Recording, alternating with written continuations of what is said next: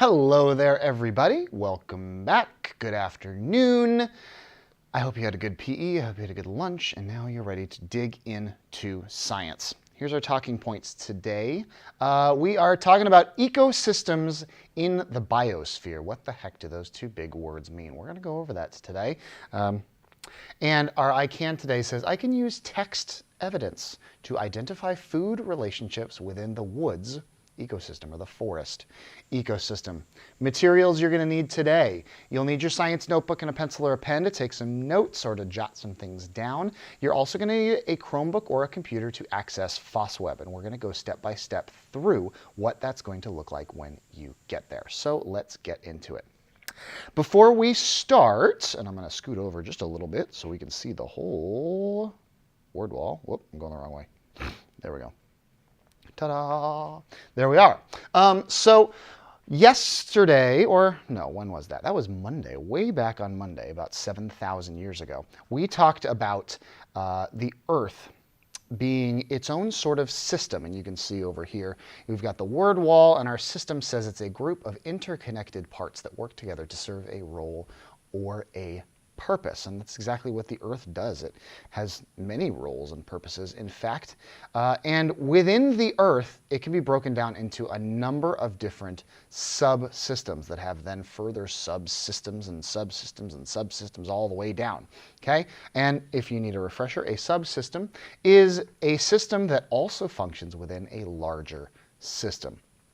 Back last week, we used the example of a BART train being a subsystem because it's its own system of interconnected parts that work together to make that car to move people around. But it needs the larger system of the BART tracks to really function and serve its role. So it's a system, but it's also a component at the same time. And then a component is a part of a system that is not a subsystem. Components must be part of a system to serve a function. That might be, the screws that hold the BART train together, right? Just the screw on its own doesn't really serve a role or a function yet. It's got to be used as part of a larger system in order to work.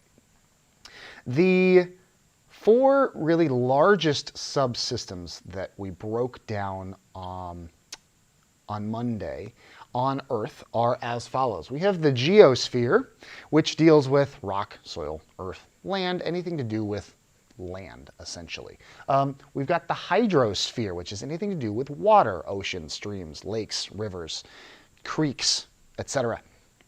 We've got the atmosphere that has everything to do with air, temperature, weather. And then the one we're going to talk about today is the biosphere. And the biosphere is related to, and I even put it right there, the Earth subsystem that includes all living organisms. And you can tell right away the different, what the different subsystems within the Earth do because of their prefixes, their starts to their words. Geo, like geology or geode, right? That has to do with rock. Hydro, like dehydrated or hydro flask, right? All to do with water. Atmos, like atmospheric, having to do with air. And then bio, like biology, having to do with life. So the biosphere, if we scoot this to the side for a little bit, the biosphere has to do with all living organisms, but the subsystems within the biosphere are all broken down into ecosystems. Okay?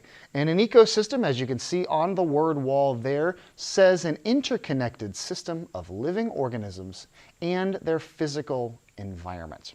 Okay, so examples of ecosystems, and we studied this a little bit last spring. Ecosystems and environments really have to do with the living and the non-living components in a particular geographical area. So if you have the forest or the ocean is its own ecosystem, it's kind of the biosphere within the hydrosphere, or the forest can be thought of as a biosphere within the geosphere on land. Each of those, whether it's the desert, the mountains, the ocean, the forest, the tundra, they all have their own subsystems and components working together to create this environment where organisms that are designed and evolved to thrive in that environment can live. So you've got living and non-living components. Here's our living components: animals, plants, as well as bacteria, which aren't really plants or animals, but they do still serve a very important purpose within the biosphere and within any ecosystem. And then on the other side of it, we've got the non-living components to an ecosystem: wind, moisture, temperature. And just like the types of plants or animals, or the amounts of plants and animals can vary from ecosystem to ecosystem, so can the temperature, the moisture, and the wind. The non-living, sort of our non-living conditions within the physical environment. Okay, and all of those different combinations of things come together to create a forest that is in balance.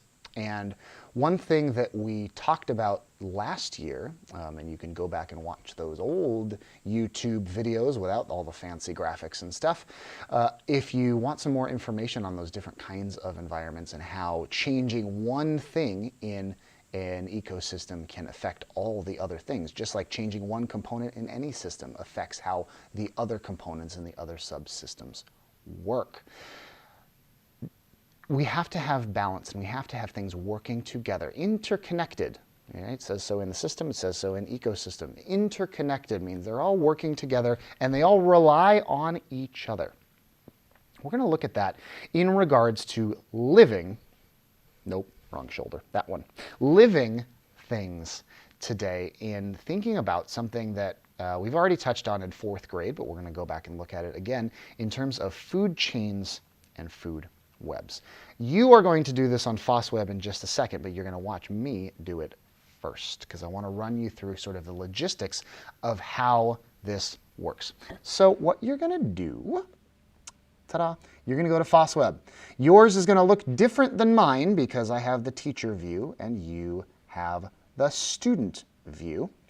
But what you're going to see all these things, and then you're going to see a section that says card sorts, right here, card sorts.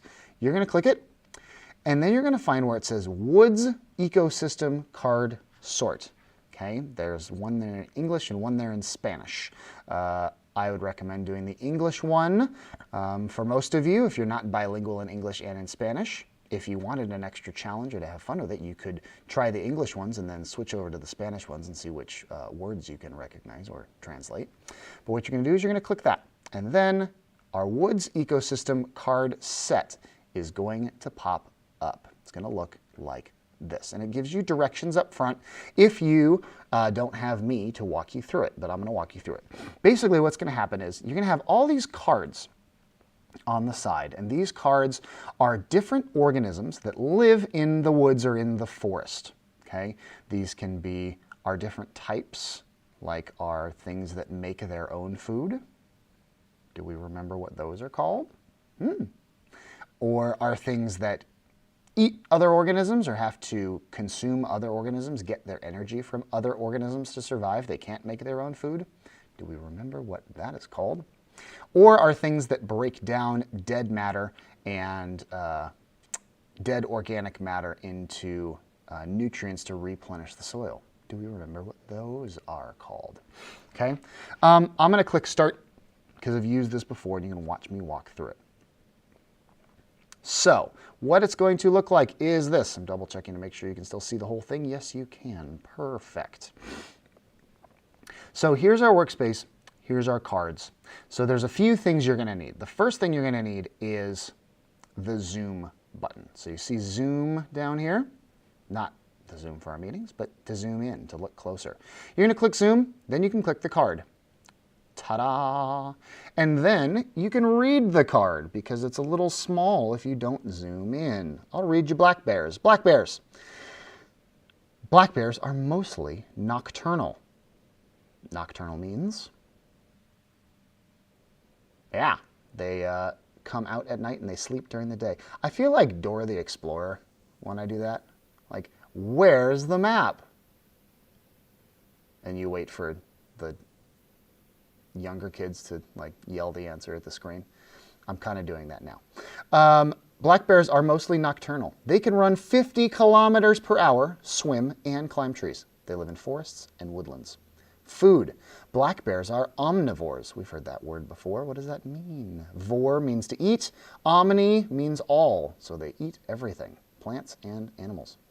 They will eat fruits, nuts, berries, roots, insects, fish, eggs, carrion or dead meat, honey, and small mammals. Predators, humans, brown bears, and wolves. Click anywhere to exit Zoom view, so I will. Now, what we're going to do is we can use these arrows and we can show the passing of energy. So wherever the energy is going, that's where we want to point to. Okay, so let's say I take this arrow, point it to the black bear, which means down here I need something that black bears eat. Let's zoom back in. Fruits, nuts, berries, roots, insects, fish, eggs, carrion, honey, and small mammals. We've got a bunch of options here. Let's take a look and see what other cards on the side might fit. I see grandma grass, I see a grouse. I don't know what a grouse is. I see bacteria. I see a chipmunk. That's a small mammal. Maybe I'll grab the chipmunk card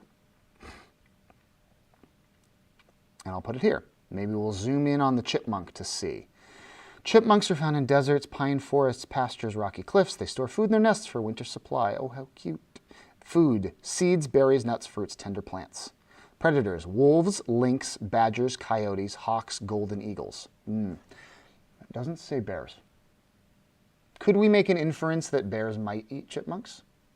We could, but just for the purpose of this exercise, let's find a different card that says bears on it. So I'm going to put my chipmunk back in the deck and find something else. Let's keep going down. How about it did say bears eat berries. So let's grab our wild blueberry here. Zoom in on the wild blueberries. Wild blueberries grow in acidic soils found in forest meadows, often near streams. Food, make their own food by photosynthesis. They are producers. They make their own food. Predators, bears, there it is. Other mammals, birds, bees. Okay, so now we can see that berries give their energy to black bears when black bears eat them. Okay, now what other connections could we make? Is there anything else that eats berries? What does it say? It says bears, other mammals, birds, bees. Let's grab our chipmunk again. And double check here, zoom in. Do chipmunks eat berries? You bet they do. So we need an arrow. Now we need to point from the berries to the chipmunks because we want to see where the energy is going. So I'm going to grab here. Berry to chipmunk. Now, what eats a chipmunk? Our cute little adorable chipmunk. Wolves, lynx, badgers, coyotes, hawks, golden eagles. Let's see if we have any of them in the card deck. We've got, oh, look at that. We've got a coyote and we've got a red-tailed hawk. Which one should we grab? Let's grab them both. Coyote, red-tailed hawk. And then we can use two arrows to point to both. So now we're seeing that our energy from the berries goes to the chipmunk when the chipmunk eats the berries, and then goes to the coyote or to the hawk when the hawk or the coyote captures and eats that cute little chipmunk. Okay, so this is an example of a food chain. A food web is essentially our food chain, but a little more interconnected. So let's see. What if we also took, what else eats blueberries? Let's go from here. Bears, other mammals, birds, bees. Let's see if we have any of them. We have some birds. How about an American robin? Grab that there. Okay. And then zoom in on our robin. Robins do eat berries, and I'm noticing something too. Robins also get hunted by hawks. So maybe we'll have to move this around a little bit. Because I want to be able to have the robin go to the hawk. So I want it a little bit closer. Let's try this. Give us some space here. If you don't want an arrow anymore, just drag it back into the arrow bin and it'll just drop it in there. Okay, so maybe there. Yes. Yes. So now we can do like a one of these. We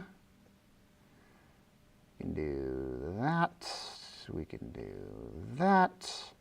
We can do that. Now we're starting to get more of a food web, huh? Okay. Because now we can see where all this energy is going. If you wanted to get fancy and throw some multiple arrows in there, that looks pretty good, right? Okay. And if you have too much going on, you want to reset, here's your reset button. Ready? There it goes. Ta-da. Let's try a different one. Let's start with our friend the earthworm here. Zoom in on the earthworm.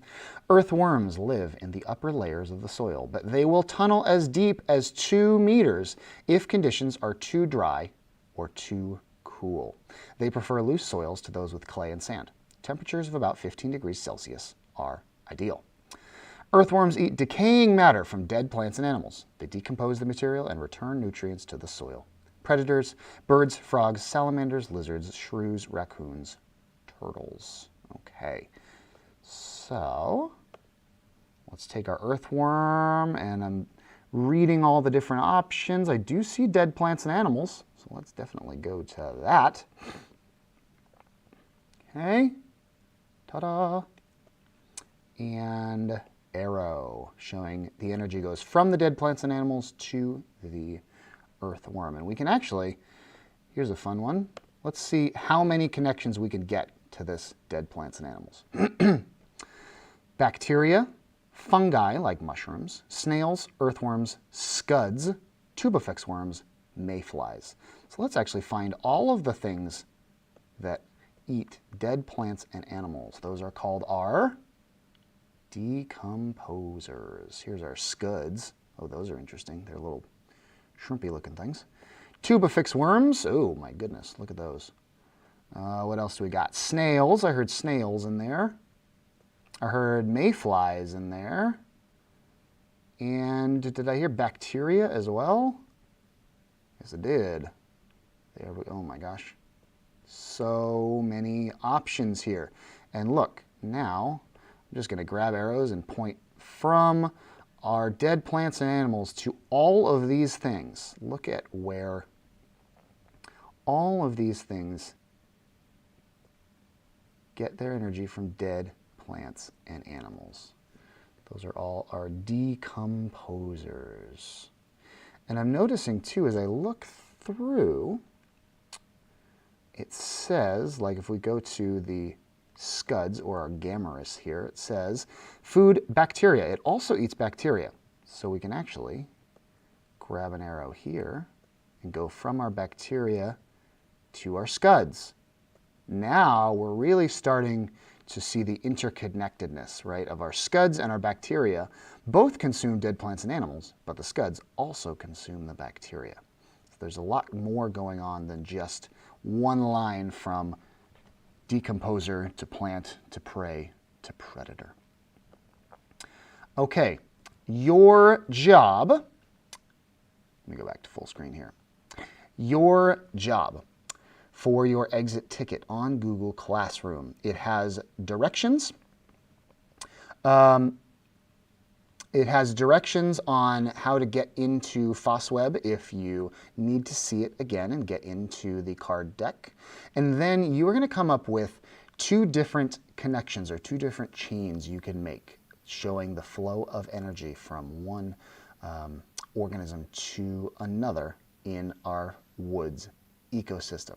All right, give it a try, play around with it. There's nothing that's going to tell you you can, put as many arrows as you want and really decorate it up if you want to, as long as you're showing the energy going from one organism to another organism based on what the cards say. All right, good luck. Writing Group C, I will see you in about 7 minutes. Otherwise, have a good time exploring science, and then we will see you back for closing meeting at 2:15. Cheers.